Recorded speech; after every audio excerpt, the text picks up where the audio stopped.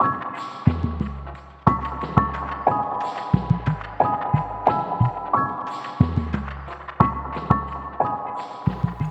to Breaking It Down, a podcast from the Multiple Sclerosis Trust.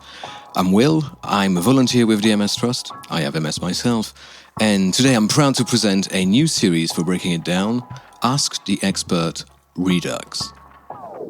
Ask the Expert.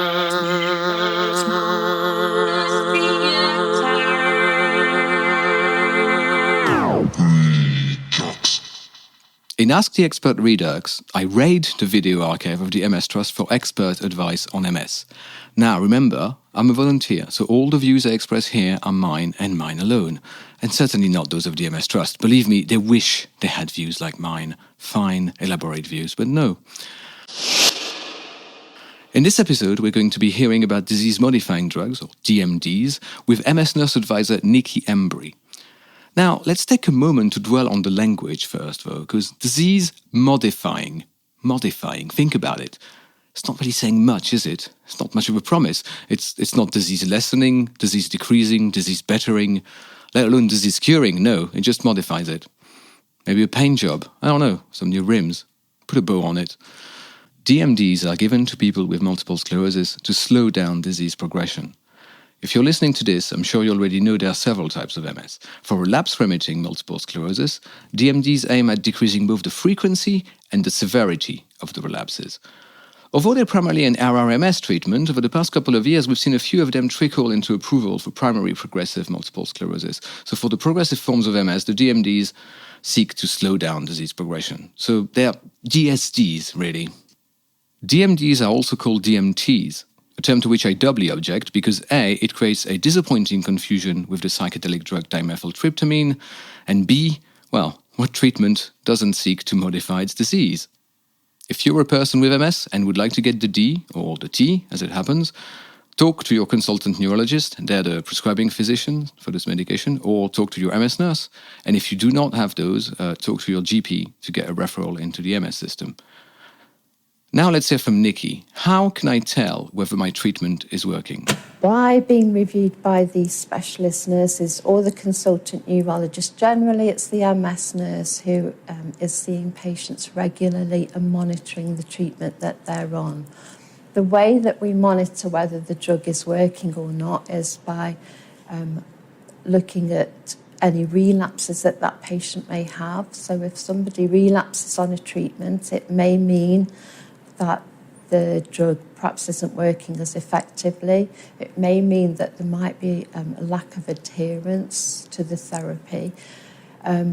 We generally undertake MRI scans. Now, they're not the be-all and end-all of ensuring that a drug is working. However, if there are new lesions that are seen on the MRI scan or progression, that again could mean that the drug isn't working.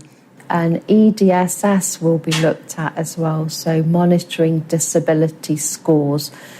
So before you start on a treatment, we assess the patient and they're given a score. Maybe it's a low score of 1.52.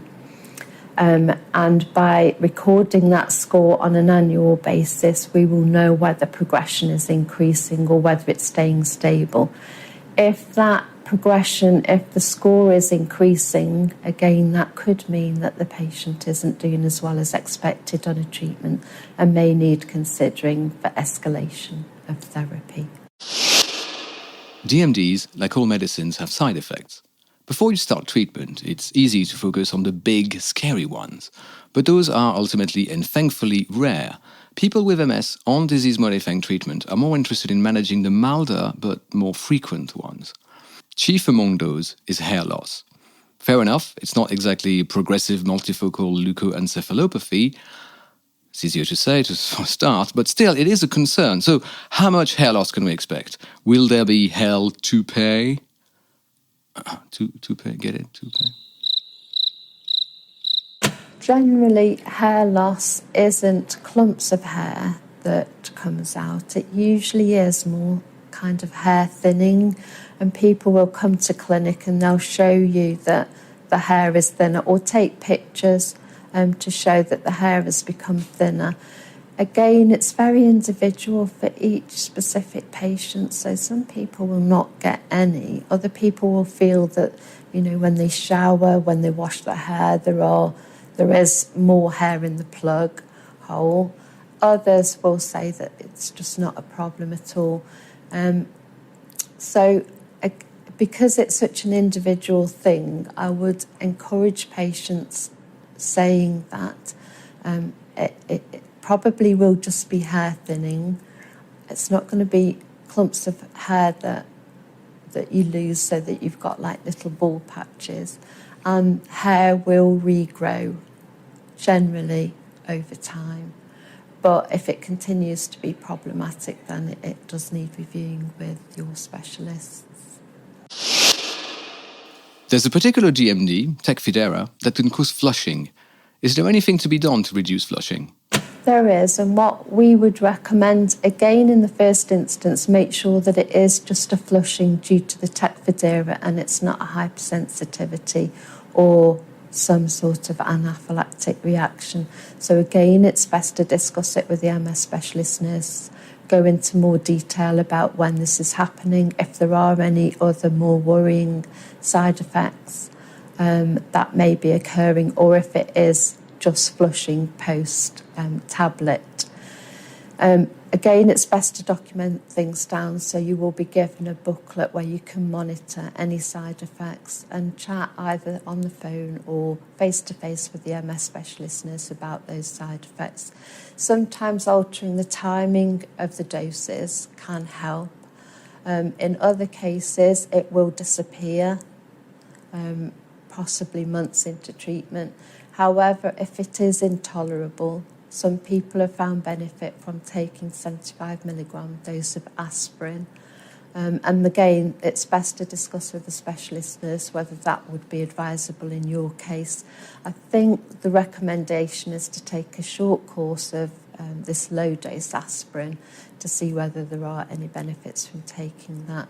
Unfortunately, some people have given up on Tecfidera quite early on, and we don't know whether they may have these side effects may have waned during the treatment. But yes, certainly discuss it with either other patients that are on Tecfidera with your MS nurse to get more advice on that. As it happens, I've been on Tecfidera myself. I took Fidera, I've taken Fidera, is what I'm trying to say. It was my first DMD. Just after my diagnosis, I went on it for a couple of years. And then, it was very much like Nikki said, new lesion on the MRI, new relapse, and we looked into escalation. So we were looking at Lemtrada and Gilenya, but in the end we decided to go for Ocrevus. And sometimes the conversation you have with your consultant neurologist sound a lot like you're playing Transformers top drums.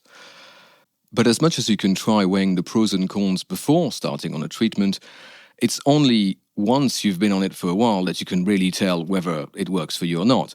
One side of this, we've heard about it, is the efficacy of the treatment with the regular clinical and imaging reviews. The other side is the side effects. They're the other reason why people stop or switch DMDs. Which brings us to our next question. How long should someone stick with their DMD if they're experiencing bad side effects? It's going to be very individual to that patient, and the problem with MS is you don't initially know whether the drug is working for you because you're not going to notice any difference with your MS. It's not going to have any effect on the symptoms of your MS. It's only going to be in time where we look at relapse rate at the EDSS and the MRI scans to see how well that person is doing on that treatment. I certainly would say give it at least 6 months on a treatment before making that decision, obviously, with your clinicians on board. However, some people have had really intolerable side effects and just cannot continue on the drug because of that. So it's an individual thing, but 6 to 12 months if someone can persevere for that long. Some DMDs are taken by infusion.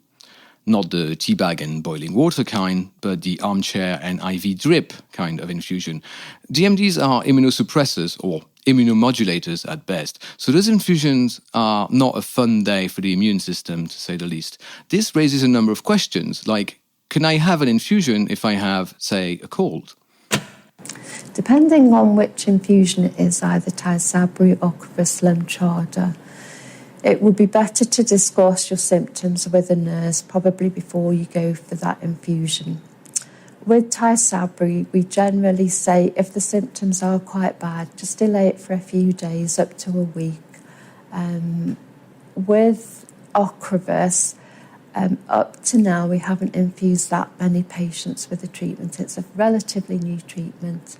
But we would say if it's an infection, if it's more likely to be a chest infection, an ear infection, we wouldn't infuse the patient with an infection. We would wait until all the symptoms had allayed before infusing. So discuss it with the nurse. Depending on the symptoms, we may well delay that treatment just for a short while. Staying on the immunological implications, can I have the flu jab if I'm on a DMD? Depending on which DMD, discuss it with the MS nurse, but most of the disease-modifying treatments, we would say, yes, it's absolutely fine to have a flu jab. It's not a live vaccine. It shouldn't have any effect on the MS and shouldn't have any effect on the DMD. With Ocrevus, again, that would need to be looked at in more detail. So although it's not a live vaccine and you shouldn't have a live vaccine with Ocrevus, discuss the timing of your flu injection with either your GP or with a specialist MS nurse. Actually, I'm on Ocrevus at the time of recording. I mean, not right now, but this is my current DM treatment. And I've had this very conversation with my MS nurse last autumn. We waited 6 weeks after the infusion to get the flu jab. I've suspended my treatment this spring to get the COVID jabs, but I'll resume in the autumn, and I hope to get both the flu vaccine and a booster shot of COVID 6 weeks after my infusion. But hey, that's just me, so talk to your MS nurse. I was diagnosed with MS in 2015 and was immediately offered a DMD. But that's not always been the guideline. So unfortunately, there are people who could be on a DMD but aren't. What can they do? We do know that there probably are many people out there that are not on disease-modifying treatments that probably should be. The recommendation now, if people want to look at MS, time matters. This recommends that people start on treatment early. Lots of people talk about progression from a mobility point of view, but that could also be progression from a cognitive point of view. Not everyone is 100% sure what a relapse is, particularly those that are newly diagnosed that may have experienced probably not many relapses. So my recommendation would be for anyone who is unsure to get in contact with their MS team, either through the GP or directly if they have access. A little heads up here. Just now, Nikki mentioned time matters. She's referring to a multidisciplinary expert report published in 2015 titled Brain Health, Time Matters in Multiple Sclerosis. You can find it at msbrainhealth, all one word, .org/report. Link, obviously, in the show notes. And indeed, time matters at our end too. So that's it for this episode, but you can find plenty more on DMDs on the page of the MS Trust. That's mstrust.org.uk/DMD. And indeed, plenty more about MS on the MS Trust website. Same address, mstrust.org.uk. Ask the Expert Redux was produced and presented by yours truly, Will Berard. On behalf of, for the benefit of, and with the invaluable moral support of the MS Trust, thanks a lot to them. The archive material you've heard in this episode is a 2019 interview with MS Nurse Advisor Nikki Embrey. Thanks to her. Our theme tune was written by Ant Chapman. Find him online at @NChapmanAudio. Thanks a lot to him. And if you'd like to help other people find this podcast, please subscribe, leave a review, download, like, favorite, click the links, press the buttons, do the things on the podcast platforms, especially the big ones. Even if you're not using them, it really helps everyone all around. That's it for this episode. Thanks for listening, and cast you later. Cast you later. Not sure about that one. I think I'm going to leave it in.